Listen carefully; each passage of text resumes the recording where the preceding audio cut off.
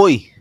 Então, dessa vez eu vim aqui ler um artigo nomeado Além do Chefismo.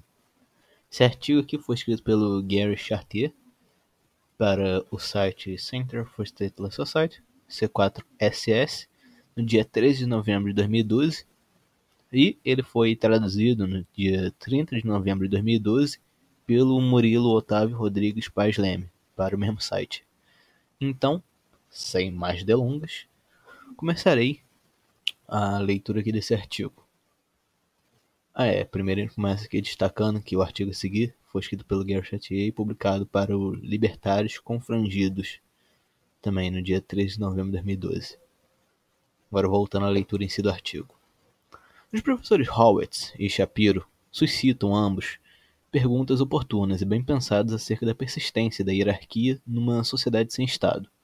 Obviamente não tem como mostrar de modo inequívoco, praxeologicamente, que haverá muito menos hierarquias no local de trabalho de um mercado emancipado, que deveríamos esperar, definitivamente, numa economia livre, mais emprego autônomo e maior proporção de parcerias e cooperativas. Permitam-me, porém, mencionar alguns motivos para achar que isso poderia acontecer. Grandes firmas hierárquicas parecem tendentes a serem acossadas por aqueles problemas de incentivo e conhecimento que complicam a vida dos planejadores centrais do Estado. Quanto maior uma organização, mais provável será que os gerentes careçam de informações cruciais.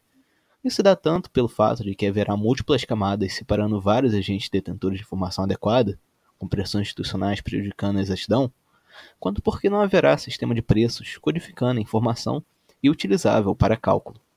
Ademais, o problema do principal agente acossa grandes empresas em múltiplos níveis, promovendo formas de ineficiência na medida em que os trabalhadores, gerentes de alto nível ou empregados da linha de frente, perseguem suas próprias metas em vez da lucratividade da firma. Assim, parece razoavelmente claro que, sendo iguais todas as outras coisas, quanto menor e mais horizontal for uma firma, de melhor qualidade será a informação disponível para todos os participantes.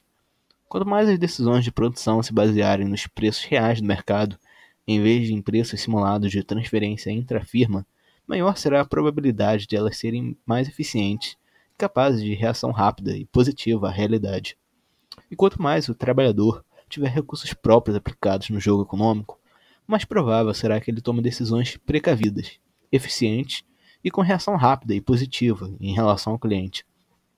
Pareceria, assim, poder-se esperar que firmas menores e mais horizontais fossem mais competitivas do que as maiores e mais hierárquicas. Não vemos, porém, muitas firmas menores e mais horizontais no mercado. Significará isso que, contrariamente às expectativas, as firmas maiores em realidade sejam mais eficientes? Se é assim ou não dependerá, em grande parte, de perguntas empíricas que não podem ser respondidas a priori. Parece, contudo, que diversos fatores em nossa economia poderiam tender a ajudar as grandes firmas a não serem afetadas pelas deseconomias de escala, que de outra forma as tornariam insustentavelmente ineficientes. Regras e regulamentações tributárias tendem a estimular a concentração de capital e, portanto, aumento do tamanho da firma. Subsídios reduzem custos com os quais firmas ineficientemente grandes, de outra forma, teriam de arcar. E firmas grandes podem mais facilmente mobilizar os recursos necessários para capacitá-las a extrair riqueza do processo político do que firmas pequenas. E os trabalhadores, a miúde, não têm acesso aos recursos necessários para começar firmas, precisamente por causa do furto sancionado pelo Estado e do privilégio garantido pelo Estado. Parece provável que a eliminação desses fatores viesse a tornar mais viáveis alternativas à grande firma corporativa. E se elas forem mais viáveis, pode-se esperar que se tornem mais comuns. A liberdade em relação à autoridade arbitrária é um bem de consumo, dada a repulsa e a frustração com as quais muitas pessoas veem as tiranias mesquinhas do local de trabalho contemporâneo. Suspeito tratar-se aquela de um bem de consumo que muitas pessoas gostariam de comprar. No presente, o preço é alto. Há muito poucas oportunidades de trabalhar em parcerias ou cooperativas, ou de escolher emprego autônomo. Portanto, a pergunta é: o que poderia reduzir esse preço? Esse preço é parcialmente afetado pela frequência relativa dos locais de trabalho hierárquicos versus não hierárquicos.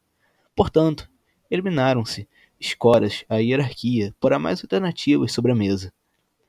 Ao mesmo tempo, as pessoas humildes não escolhem essas alternativas em virtude dos ricos associados com fazê-lo. Dizer adeus ao emprego corporativo significa assumir responsabilidade pessoal por assistência médica e aposentadoria.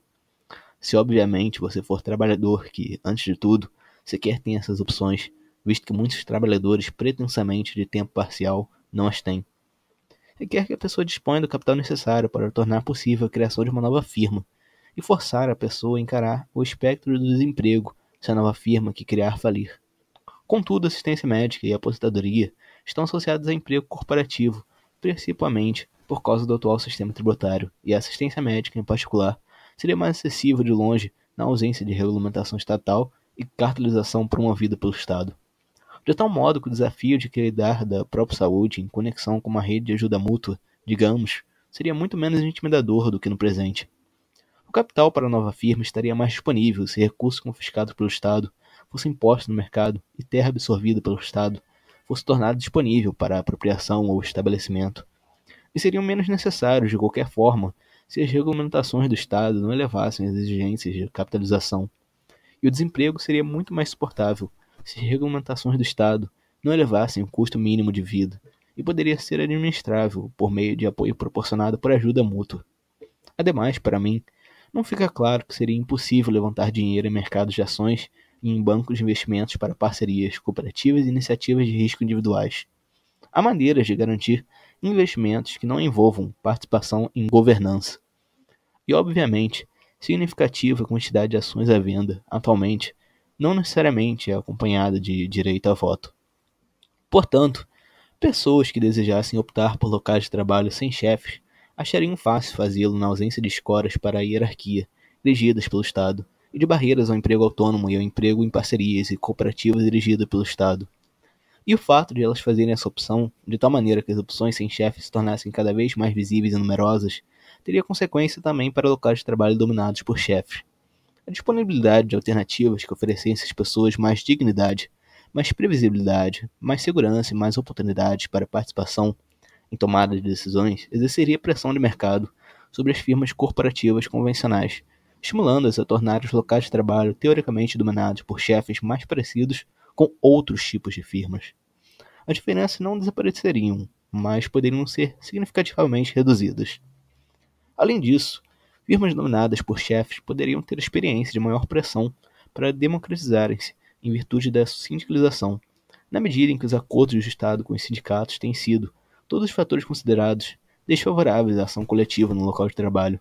A eliminação da regulamentação estatal do trabalho poderia abrir oportunidades para a ação direta no estilo dos trabalhadores industriais do mundo, a qual poderia aumentar a sindicalização e, em decorrência, oferecer aos trabalhadores mais ampla proteção no local de trabalho. Repetindo, mesmo em empresas sem sindicatos, haveria pressão de mercado para a reprodução de, pelo menos, algumas das facetas das firmas com sindicato, tanto para não perderem trabalhadores para aquelas primeiras, quanto para conterem preventivamente iniciativas de criação de sindicato. Persuasão moral, normalmente, não deve ser vista como um provocador principal de mudança social. Entretanto, apoio ativo público à dignidade e equidade do local de trabalho poderia obviamente levar a mudanças nos padrões e nas expectativas sociais, as quais reduziriam em muito a percepção do chefismo como legítimo e estimulariam a profusão de alternativas. Uma sociedade livre não eliminará e não poderá eliminar firmas de propriedade do investidor ou dominados pelo chefe. Nem deveria fazê-lo, não apenas pelo fato de que interferência violenta nesses padrões de propriedade e controle seria injusta, mas também porque os trabalhadores poderiam, a miúde, beneficiar-se da faculdade de jogarem um risco para cima dos empregadores e investidores. Entretanto, a eliminação do privilégio garantido pelo Estado e remoção da agressão sancionada pelo Estado poderiam criar oportunidades significativamente maiores para emprego autônomo e trabalho em parcerias e cooperativas. Então, é isso. Esse foi o artigo nomeado Além do Chefismo, que também tem uma última parte resultando que, a pedido dos libertários extremados, o outro lugar onde esse artigo foi postado, os comentários serão desligados aqui, a fim de poderem ser redirecionados para o artigo original. Entendeu? Então, caso vocês queiram ler os comentários desse artigo, só clicar no hiperlink que estará nesse artigo aqui que eu acabei de ler, que o link também estará na descrição. Espero que todos tenham gostado. Como eu sempre digo agora, o código do TikTok Kuai também é aí na descrição, caso vocês queiram de alguma forma ajudar o canal. Essa foi a leitura aqui do artigo. E até mais.